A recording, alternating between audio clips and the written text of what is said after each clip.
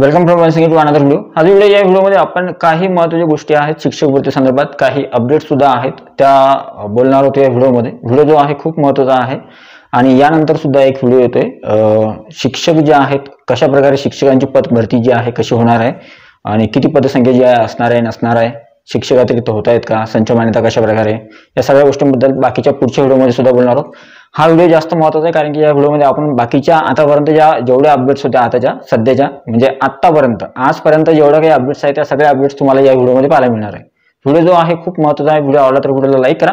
तुम्ही चॅनलवर नवीन असाल तर अशाच प्रकारच्या शिक्षक भरती संदर्भात माहिती कोणत्याही प्रकारची माहिती तुमच्याकडून मिस होणार नाही तर चॅनलला सबस्क्राईब करा। साईडचं नोटिफिकेशन मिळेल त्याला ऑल ओव्हर सेट करा जेणेकरून तुमच्याकडून नोटिफिकेशन मिस होणार नाही। तर चला सुरू करूया आजचा व्हिडिओ। आणि टेलिग्राम चॅनल व्हॉट्सअप चॅनलचे लिंक डिस्क्रिप्शन मध्ये आहे, त्यांना सुद्धा तुम्ही जॉईन होऊ शकता किंवा सबस्क्राईब करू शकता। तर सगळ्यात पहिला जो महत्त्वाचा मुद्दा आहे तो आहे आचारसंहितेचा। बघा आता आचारसंहिता जी आहे सुरू आहे, निवडणुका सुरू आहेत, निवडणुकांचा निकाल जो आहे लवकर जाहीर होणार आहे आणि आचारसंहिता सुद्धा संपणार आहे। आता आचारसंहितेचा विषय का काढला मी त्याच्या मागचं कारण सांगतो। सगळ्यात महत्त्वाची गोष्ट आहे दोन गोष्टी, एक पवित्र पोर्टलचं रजिस्ट्रेशन आणि दुसरी जी महत्त्वाची गोष्ट आहे ती आहे संच मान्यता। आता पवित्र पोर्टलचं रजिस्ट्रेशन जे आहे ते कधी सुरू होणार आणि संच मान्यता जी आहे तर संच मान्यतेची जी आकडेवारी आहे किंवा जाहिराती जी आहे, संच मान्यतेची प्रोसेस जी आहे कुठपर्यंत आहे कधीपर्यंत आहे त्या संदर्भात। तर सगळ्यात अगोदर संच मान्यतेचं बघूया। संच मान्यता 2024-25 जी आहे ती केल्या जाते। 15 मार्च 2024चा जो GR आहे त्यानुसार वेगवेगळ्या जिल्ह्यांमध्ये जेवढ्या काही आस्थापना आहेत त्या सर्व आस्थापनांना कंपल्सरी आहे की स्वतःची संच मान्यता 2024-25 केलेली असणं आवश्यक आहे। त्यानंतरच त्यांना जाहिराती ज्या आहेत पवित्र पोर्टलवर देता येणार आहे। संच मान्यतेचं काम जे आहे येणाऱ्या डिसेंबर महिन्यापर्यंत तुम्हाला संच मान्यतेचं काम पूर्ण झालेलं दिसेल आणि डिसेंबर महिन्याच्या जवळपास 20-22 तारखेपर्यंत जे आहे तुम्हाला पूर्ण आकडेवारी जी आहे एकूण आकडेवारी किती आहे महाराष्ट्र राज्यामध्ये शिक्षकांची ती पूर्ण आकडेवारी समोर येणार आहे। पण असंही नाही की फक्त 22 तारखेपर्यंत किंवा 22 डिसेंबरपर्यंत आपल्याला आकडेवारी समोर येईल, तर डिसेंबरच्या तर त्याच्या अगोदर सुद्धा आपल्याला काही जिल्ह्यांची माहिती जी आहे मिळू शकते। कशा प्रकारे, ज्या ज्या जिल्ह्याची संच मान्यता होईल त्या त्या जिल्ह्याची आकडेवारी समोर येणार आहे। काही जिल्ह्यांची संच मान्यता ऑलरेडी झालेली आहे ती आकडेवारी जी आहे ती, आणि काही जिल्ह्यांची नवीन संच मान्यता होईल म्हणजे ज्यांनी केलीच नव्हती 27 फेब्रुवारी अगोदर केली होती तर त्यांना नव्यानं करावं लागेल तर त्यांची सुद्धा आकडेवारी समोर येणार आहे। ठीक आहे, आता त्या आकडेवारीबद्दल मी अगोदर सांगितलं पुढच्या व्हिडिओमध्ये बोलेल, तरी सुद्धा आकडेवारी जी आहे जेमतेम आकडेवारीवर थोडाफार परिणाम होईल संच मान्यतेचा किंवा त्या 15 मार्च 2024च्या GRचा। दुसरी महत्त्वाची गोष्ट आहे ती आहे पवित्र पोर्टलचं रजिस्ट्रेशन। आता एक्झाम झाली, परीक्षा झाली, निकाल लागल्यानंतर आता रजिस्ट्रेशनची प्रक्रिया जी आहे ती लवकरात लवकर सुरू व्हायला पाहिजे होती, पण सद्यस्थितीमध्ये जे आहे अपडेट अशी आहे की पवित्र पोर्टलचं रजिस्ट्रेशन जे आहे ते आचारसंहितेनंतर सुरू होईल। कारण की अपडेट घेण्याचा जर प्रयत्न केला तर सद्यस्थितीमध्ये शासन जे आहे तत्पर आहे लवकरच पवित्र पोर्टलचं कामकाज सुरू करण्यासाठी, पण मात्र निवडणुका ज्या आहेत जोपर्यंत या गोष्टी होणार नाहीत आचारसंहितेसंदर्भातल्या त्यापर्यंत किंवा तोपर्यंत जे आहे पवित्र पोर्टलचं रजिस्ट्रेशन जे आहे कदाचित सुरू होणार नाही। आणि पवित्र पोर्टलचं रजिस्ट्रेशन जशी आचारसंहिता संपेल किंवा बाकीच्या गोष्टी पूर्ण होतील त्यानंतर तुम्हाला पवित्र पोर्टलचं रजिस्ट्रेशन जे आहे सुरू झालेलं दिसेल। पवित्र पोर्टलचं रजिस्ट्रेशन कधी सुरू होऊ शकतं ते येणाऱ्या डिसेंबरपर्यंत जे आहे डिसेंबर महिन्यामध्ये जे आहे पवित्र पोर्टलचं रजिस्ट्रेशन सुरू होईल।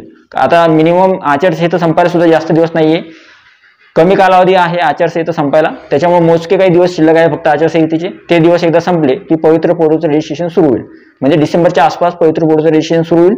आणि जाहिराती कधी येतील तर डिसेंबरमध्ये तुम्हाला पवित्र पोर्टलचं रजिस्ट्रेशन सुरू झाल्यानंतर 15 दिवस मुदत दिल्या जाईल आणि नंतर जाहिरातीची प्रक्रिया जी आहे ती मात्र सुरू होईल। म्हणजे जाहिराती ज्या आहेत आपण जानेवारीच्या आसपास जे आहे जाहिराती आपल्याला पवित्र पोर्टलवर पाहायला मिळू शकतात। आता पुढची जी महत्त्वाची गोष्ट आहे ती आहे नाव नोंदणी जी आहे म्हणजे पवित्र पोर्टल रजिस्ट्रेशन तर सुरू होईल। रजिस्ट्रेशन सुरू झाल्यानंतर जे काही महत्त्वाचे बदल होते ते महत्त्वाचे बदल करता येणार का किंवा काही माहिती जी आहे ती एडिट करायला मिळणार का। आता काही माहिती जी आहे मागच्या वर्षी काही गोष्टी ज्या होत्या महत्त्वाच्या त्या गोष्टी तुम्हाला एडिट करता येत नव्हत्या। मायनर ज्या गोष्टी होत्या किंवा थोड्या छोट्या ज्या गोष्टी होत्या किंवा ज्याच्यामध्ये मिस्टेक होती आणि मिस्टेक ती जर समजा तो दुरुस्त करायसाठी असेल तर त्यावेळेस तुम्हाला सूट होती की त्या गोष्टीमध्ये तुम्हाला एडिट करता येत होतं। यावर्षी सुद्धा कदाचित काही गोष्टीमध्ये तुम्हाला बदल करता येईल म्हणजे तुम्हाला जर दुरुस्ती करायची असेल एखाद्या ठिकाणी तर ती करता येईल आणि काही गोष्टी मात्र तुम्हाला एडिट करता येणार नाही। काही गोष्टीमध्ये तुम्हाला एडिटची संधी मिळू शकते, काही गोष्टीमध्ये एडिटची संधी मिळणार नाही। आता येऊया पदसंख्येवर। पदसंख्येबाबत विद्यार्थ्यांचा प्रश्न होता, तर बघा पदसंख्या जी आहे ती जेमतेम पदसंख्या जर सांगितली तर आपण कमीत कमी पदसंख्या धरतोय की महाराष्ट्र राज्यामध्ये जी शिक्षक भरती होते आता शिक्षक भरती 2025 त्याच्यासाठी येणारी शिक्षक भरतीमध्ये नेमकी पदसंख्या किती येईल, तर मिनिमम पदसंख्या जरी म्हणलं तरी सुद्धा मिनिमम कमीत कमी 10,000च्या वर पदसंख्या जी आहे भरल्या जाईल, म्हणजे 12,000 ते 16,000च्या आसपास जी आहे पदसंख्या निघू शकते संच मान्यता 2024-25 नुसार. आता ही एक्झॅक्ट आकडेवारी आता सध्या सांगणं कठीण आहे, पण तरी सुद्धा ज्यावेळेस संच मान्यता पूर्ण होईल तर संच मान्यता पूर्ण झाल्यानंतर सगळ्या जिल्ह्यांची आकडेवारी समोर येईल आणि सगळ्या जिल्ह्यांची आकडेवारी समोर आल्यानंतर तुम्हाला कळेल की महाराष्ट्रामध्ये एकूण पदसंख्या किती रिक्त आहे आणि तेवढी रिक्त पदसंख्या जी आहे पवित्र पोर्टलवर येण्यासाठी मात्र पाठपुरावा करावा लागेल. पुढची जी गोष्ट आहे ती आहे डॉक्युमेंट संदर्भात. आता विद्यार्थ्यांचा प्रश्न होता डॉक्युमेंट्स जे आहेत त्याच्यासाठी मुदतवाढ मिळणार का, डॉक्युमेंट 14 मे नंतरचा आहे. तर बघा 14 मे 2025 ही शेवटची तारीख होती फॉर्म भरण्याची, त्यानंतर तो डॉक्युमेंट शक्यतो चालणार नाही. पण जर समजा शासनाच्या मनामध्ये आलं तर त्यावेळेस मात्र एखाद्या वेळेस असं होऊ शकतं की 14 मे 2025 नंतरचं सुद्धा डॉक्युमेंट जे आहे कदाचित ग्राह्य धरल्या जाईल जर शासनानं तसं प्रसिद्धीपत्र काढलं तर.